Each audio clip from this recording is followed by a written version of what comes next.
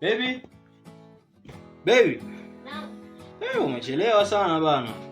Anaje nimemaliza. Harakisha basi. Unaongeza muda mwingi sana kwa urembo. Unafaa kujenga nchi bana. Acha wewe. Sio umependeza kweli.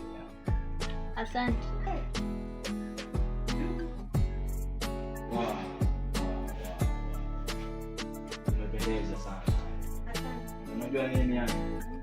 Huwa hata ukipendeza hivi sometimes huwa naogopa kabisa yani kukosa kuongozana na wewe. Sababu unaelewa tena. Sasa tufanye tuende maana muda umeenda sana. Kama kuna kitu unataka kuchukua. Basi tuache. Anasema ladies first, ongoza.